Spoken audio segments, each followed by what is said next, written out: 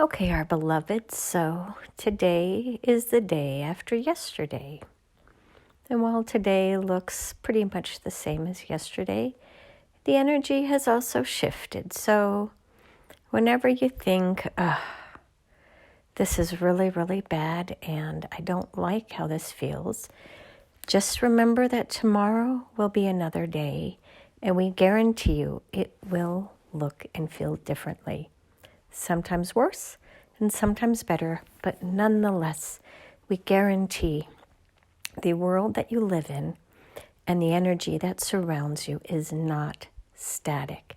It is constantly changing in response to you as well as those around you.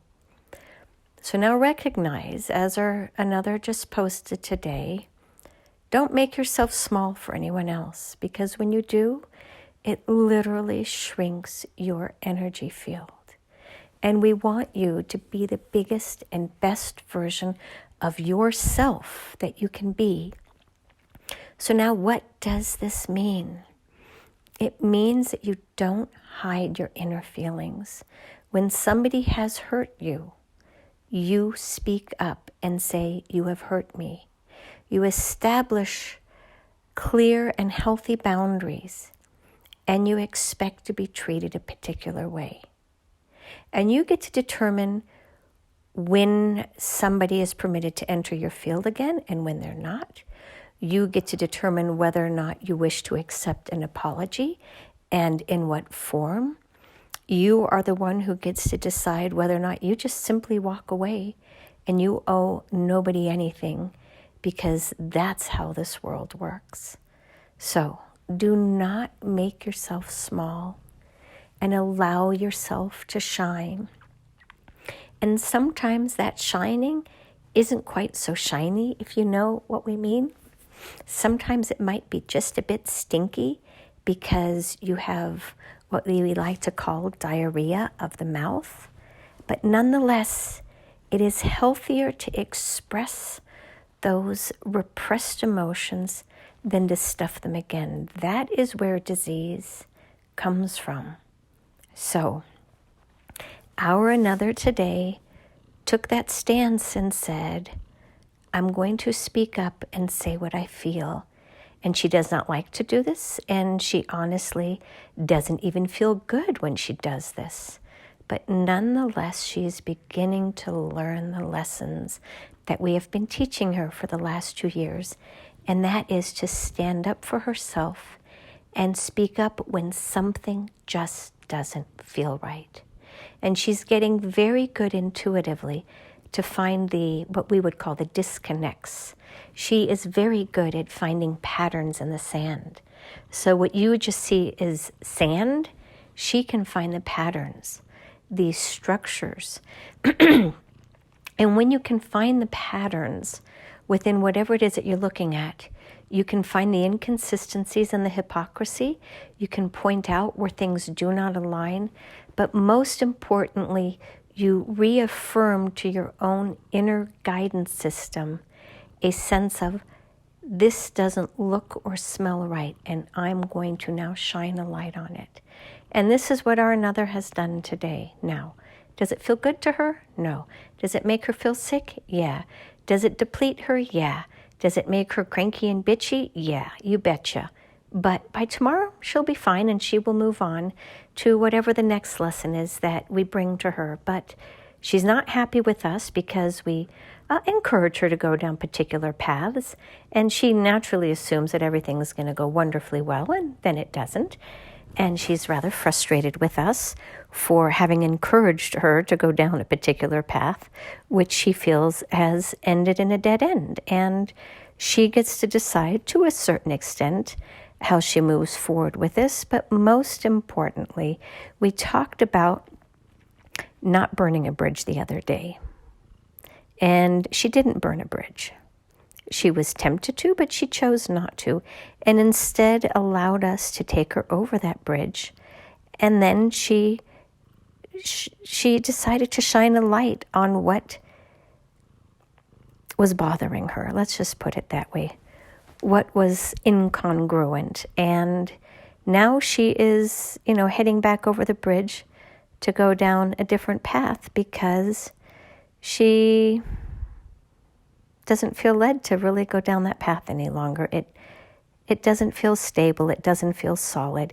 It feels like it is built on a foundation that is not trustworthy. And when you feel like trust has been broken, sometimes it's more effort to repair the trust than it's worth. And so at this point, she has just decided to go down a different path where there are new adventures that await her. But nonetheless, she has learned from this most recent lesson, and she will continue to learn as she reflects upon what little, they weren't red flags, but what little niggles did arise that made her just pay closer attention. And she will have these to guide her in the future as well. Because, she really doesn't like to feel pain. She doesn't like to feel sad. She doesn't like to use harsh words with people. She prefers just a harmonious, calm experience with people. But sometimes, that's just not an option. And you do have to use that mama bear energy and stand up for what is right. And oftentimes it is, in essence, protecting what you want to preserve for your daughters. And that is what she did today. Because if it's not something that you want your daughter to experience, you then say, this is simply not good enough. And you hold a flag up, which looks red to others, to say, warning, warning, warning. Because it was deliberately hidden, is the way she sees it. So now she can share with her daughter and with her son what wonderful lessons she has learned today and how they can avoid these certain pitfalls in the future. And most importantly, to really honor themselves and what it is that they're looking for in their life's experiences. And when something just doesn't align or doesn't feel good, for them to have the self-confidence to, number one, stand up and say, I don't like how this feels. Number two, to clearly state why I don't like how this feels. Number three, to say, I am done with this conversation. And number four, just to simply put your car in reverse and back her up. This is a lesson that she was kind of migrating through in the Mercury retrograde period. She could feel it bubbling within her in a different sense 2 weeks ago, and it was more the catalytic engine within her body saying there's something to catalyze, but she didn't know what, but she could feel it. And this week, that catalytic engine was ready to catalyze her to speak up and to move forward. Now, she's not certain how or why all of this occurred, and it really doesn't matter. The most important thing is if you allow the breadcrumbs of life to lead you where they take you. Other people have free will in this journey. So if you follow the breadcrumbs and have a particular expectation of an outcome, and it doesn't arrive as you desire, recognize that others have free will. But most importantly, that we will continually course correct your journey so that you continue to move forward, learning specifically those lessons that are pre-designated for your soul to learn and to experience. And this is where she is at this afternoon. She says, okay, I've learned that lesson to a certain extent. I will explore it more, and I'm moving forward next. That's kind of her mindset right now, though she doesn't even fully understand this. But the fact is, she does at the end of the day know, in essence, what she's looking for. And what she's learning is what it doesn't look and feel like.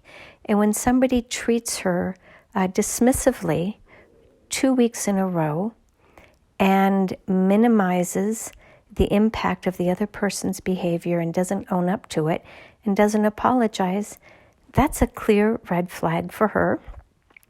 And she no longer is willing to put up with that behavior.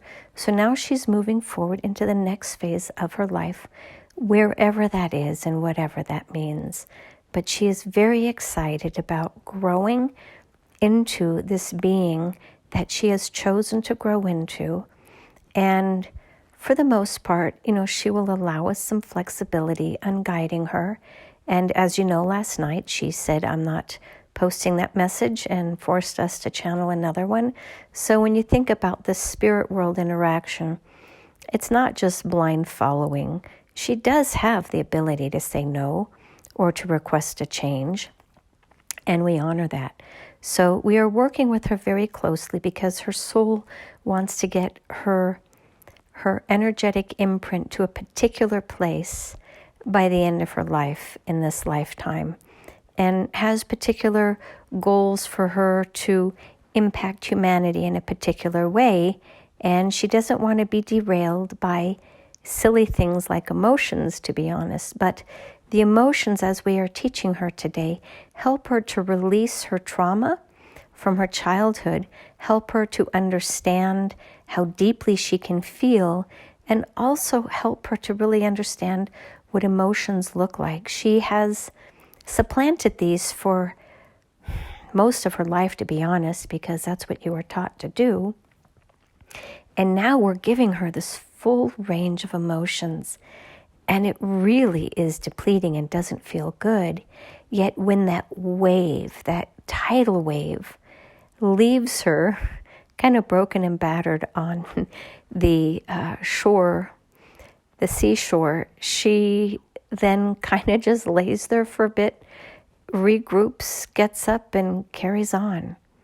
That is her energy. By tomorrow, she will be more resolute and more resilient from today's and yesterday's tidal wave crash, and she will not repeat this mistake again. She has learned new questions to ask, new expectations to have, and new red flags to look out for, and what to do about them when they do arise. So all in all, it's been a wonderful learning day from our perspective, not so much from hers.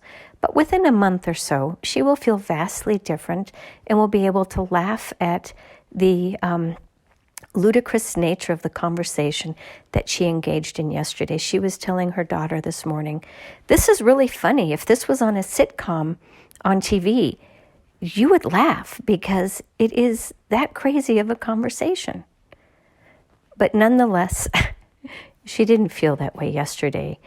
To say the least, she was shocked and surprised. But, life is this way. And sometimes, as she likes to say, you can't make this crazy shit up because, sometimes life has funnier storylines than what you see on TV. So that is the end of our message for today. May you all hear the lightness and the laughter in our voice channeling through her, and know that, all is well when you really step back. You will look at these difficult moments that you are going through and the challenges that you are being called to overcome. And for most of you, you will shine at some point in the future.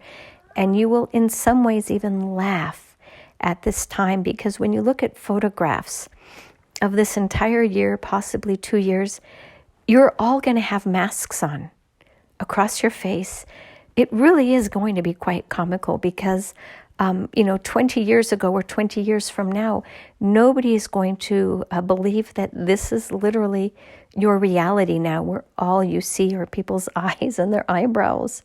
And you have to determine so much of who they are from that simplistic expression of self.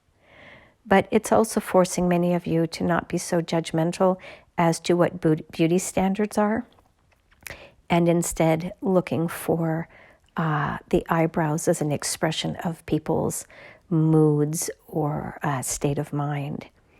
There is a great gift in this because you're learning to read body language more than you ever have, because you can't see if somebody is smiling behind that mask or if they're beautiful or not so beautiful by, traditional standards. There's so much to be learned from this mask wearing that you guys will not even understand until you're way down the road and you see how you have grown because of this simple curtain that is shifting humanity's perspective for the future. And so it is. Namaste.